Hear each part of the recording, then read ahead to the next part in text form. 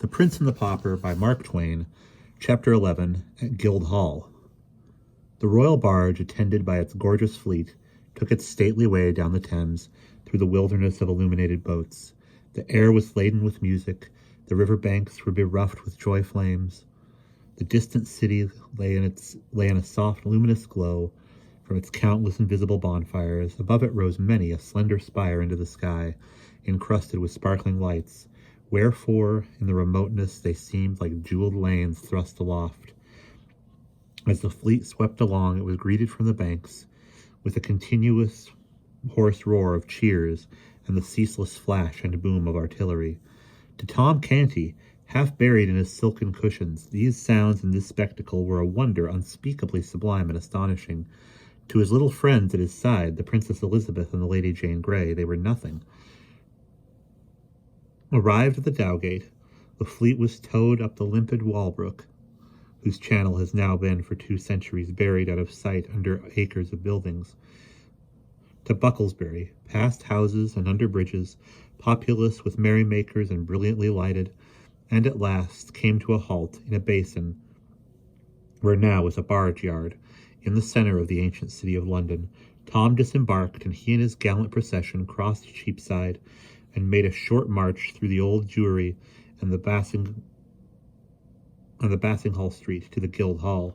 Tom and his little ladies were received with due ceremony by the Lord Mayor and the fathers of the city, in their gold chains and scarlet robes of state, conducted to a rich canopy of the state at the head of the great hall, preceded by heralds making proclamations, and by the mace and the city sword. The lords and ladies who were to attend upon Tom and his 2 small friends took their places behind their chairs. At a lower table, the court grandees and other guests of noble degree were seated.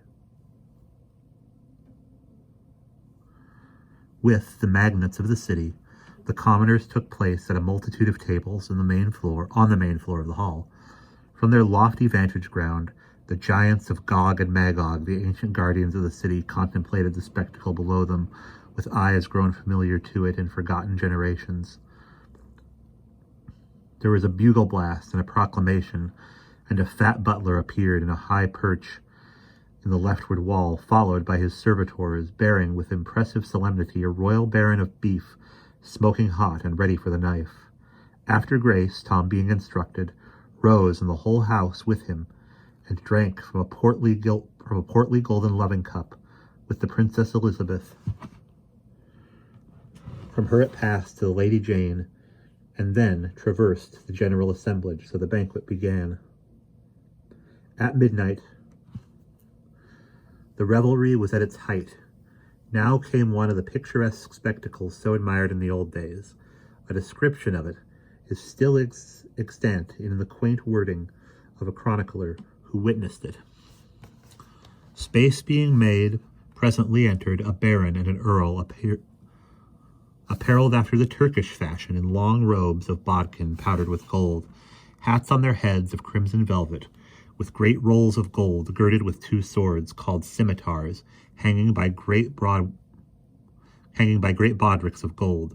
Next came yet another baron and another earl, in 2 long gowns of yellow satin traversed with white satin, and in every bend of white was a bend of crimson satin, after the fashion of Russia, with furred hats of grey on their heads, either of them having a hatchet in their hands, and boots with pikes, points a foot long, turned up.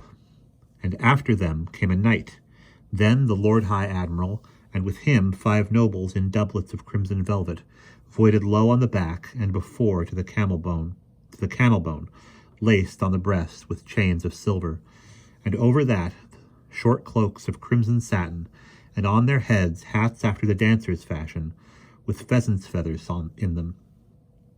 These were apparelled after the fashion of Prussia. The torch-bearers, which were about 100, were apparelled in crimson satin and green, like Moors, their faces black. Next came in a mummer. Then the minstrels, which were disguised, danced, and the lords and ladies did wildly dance also, that it was a pleasure to behold.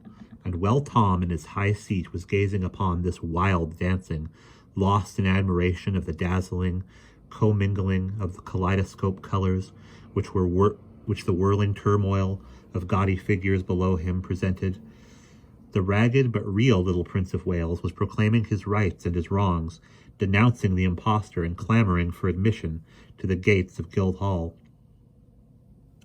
The crowd enjoyed this episode prodigiously and pressed forward and craned their necks to see the small rioter.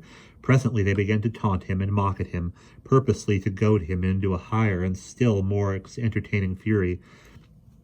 Tears of mortification sprang to his eyes, but he stood his ground and defied the mob right royally.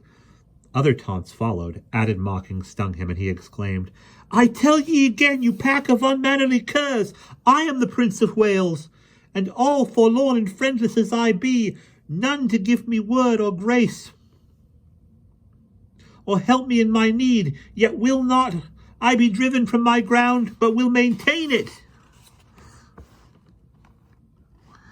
Though thou be prince or no prince, 'tis all one. Thou beest a gallant lad, and not friendless neither. Here, stand I by thy side to prove it. And mind I tell thee, thou mightest have a worser friend than Miles Headon, and yet not tire thy legs with seeking. Rest thy small jaw, my child. I take the language of these base kennel rats like to a very native. The speaker was a sort of Don Caesar de Bezan in dress, aspect, and bearing. He was tall, trim-built, muscular. His doublet and trunks were of a rich material, but faded and threadbare, and their gold lace adornments were sadly tarnished. His ruff rumpled and damaged. The plume in his slouched hat was broken, and had a bedraggled and disreputable look. At his side he wore a long rapier in a rusty iron sheath. His swaggering carriage marked him at once as a ruffer of the camp. The speech of this fantastic figure was received with an expulsion of jeers and laughter. Some cried, "'Tis another prince in disguise! Wear thy tongue, friend! Belike he is dangerous. Merry he looketh. Mark his eye. Pluck the lad from him, and to the horse pond with the cub." Instantly a hand was laid upon the prince under the impulse of this happy thought. As instantly the stranger's long sword was out, and the meddler went to the earth under a sounding thump with the flat of it. The next moment a score of voices shouted, "Kill the dog! Kill him! Kill him!" And the mob was closed in on the warrior, who backed himself against a wall and began to lay about him with his long weapon like a madman. His victims sprawled this way and that, but the mob tide poured over their prostrate forms and dashed itself against the champion with undiminished fury. His moments seemed numbered, his destruction certain, when suddenly a trumpet blast sounded. A voice shouted, "Way for the king's messenger!" And a troop of horsemen came charging down upon the mob, who fled out of harm's reach as fast as their legs could carry them. The bold stranger caught up the prince in his arms, and was soon far away from danger and the multitude. Return we within the Guildhall. Suddenly, high above the jubilant roar and thunder of the revel, broke the clear peal of a bugle note. There was an instant silence, a deep hush, then a single voice rose, that of the messenger from the palace, and began to pipe forth a proclamation, the whole multitude standing listening. The closing words, solemnly pronounced, were, "The king is dead." The great assemblage bent their heads upon their breasts with one accord, remained so in profound silence a few moments, then all sank upon their knees in a body, stretched out their hands toward Tom, and a mighty shout burst forth that seemed to shake the building. "Long live the king!" Poor Tom's dazed eyes wandered abroad over this stupefying spectacle, and finally rested dreamily upon the kneeling princesses beside him. A moment then, upon the Earl of Hertford, a sudden purpose dawned in his face, and he said in a low tone at Lord Hertford's ear, "Answer me truly on thy faith and honour. Uttered I here a command, the which none but a king might hold privilege and prerogative to utter? Would such commandment be obeyed, and none rise up to say me nay?" "None, my liege. In all these realms in thy person bides the majesty of England. Thou art king, thy word is law." Tom responded in a strong, earnest voice and with great animation.